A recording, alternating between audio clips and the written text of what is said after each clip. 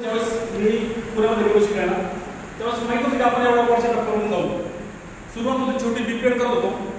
BPEd करता करता वाटलं मास्टर्स करावं, परंतु मास्टर्स करण्याची फी ही आपल्या गावाची अजूनही आहे, त्यावेळेस तर खूपच होती.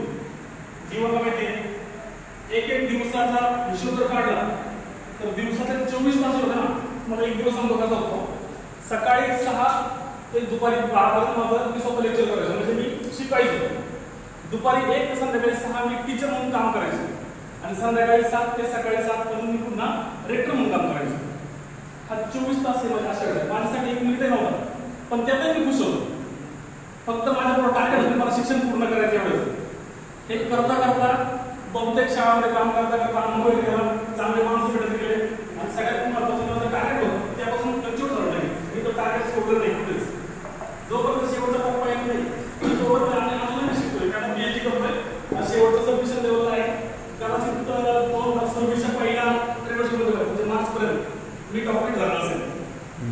तर मग हे करत असताना काय होतं, हे असं का घडतं?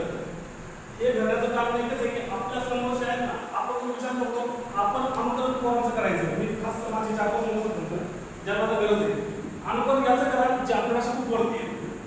आपल्या बरोबरच्या माणसापेक्षा अनुकरण करू नका. जे सक्सेस आहेत ना तुमच्या पुढं 4-5 सक्सेस स्टोरी ठेवा, त्याच्यात चांगले गुण शोधा आणि त्याचं अनुकरण करा, त्याच्या मागे धावा, तर तुम्ही सक्सेस होतो. आजची कंडिशन अशी आपल्याकडे तरुण पोरांना एवढं एक्सपोज भेटत नाही. आपल्या पोरांना पैसे नसतात, आपल्या पोरांच्याकडं आपल्या डावलं जातो. आपण जर 10 मुलं असतील आपले 10 मुलांपैकी जर आपले 3 मुलं असतील SC/ST NT मध्ये, तर त्या 3 मुलं वेगळे पडतात. बाकी 7 पोरांना चांगल्या प्रकारे एक्सपोजर भेटतं. त्याचे कारण असे त्यांचं बॅकग्राऊंड असतं काय असतं.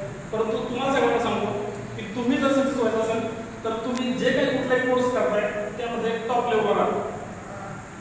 डिग्री कुठलीही कमी किंवा कुठलीही मोठी नाही. तुम्ही कुठलीही गोष्ट आपण त्या जर टॉपला असाल तर तुम्हाला सक्सेस नक्की भेटणार आहे. हे झालं मुलांसाठी होतं. तुम्ही जो माझा सत्कार केला, राष्ट्रीय लेवलची एक संस्था आहे प्रोटॉन नावाची, त्याचे अध्यक्ष आहेत वामन मेश्राम साहेब. त्या प्रत्येक वर्षी ते जे काही गुणवंत प्राध्यापक असतील, शिक्षक असतील, नॉन टीचिंगचा लोक असतील, त्यासाठी ते त्यांच्याकडनं माहिती गोळा करतात, CV घेतात, त्यातून प्रत्येक जिल्ह्यातून 10 लोकांची निवड करतात. माझे एक मित्र आहेत रवींद्र खंदारे, सोनाई कॉलेजच्या बद्दल त्यांनी असं मला CV मागितला आणि त्यांनी तिथं अपलोड करून दिला. ज्यावेळेस माझं नाव सिलेक्ट होतं तेव्हा त्यांनी फोन करून सांगितलं की सर तुमचं सिलेक्शन झाले आणि आपला 12 तारखेला जायचंय, पुरस्कार घ्यायचा आहे. म्हणजे ही एक चांगली गोष्ट माझ्यासाठी. पुरस्कार भेटणं ही चांगलीच गोष्ट आहे प्रत्येकाला, कारण आपण त्याला कामाची पावती असते.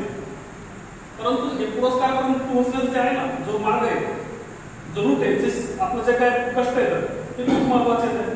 प्रत्येकानं आपल्या लाईफमध्ये शिक्षण घेत असताना विद्यार्थ्यांमध्ये चांगले प्रामाणिक कष्ट करा, प्रत्येकाला यश नक्की भेटेल. हे एवढं बोलतो आणि माझ्या 2 शब्द खूप महत्व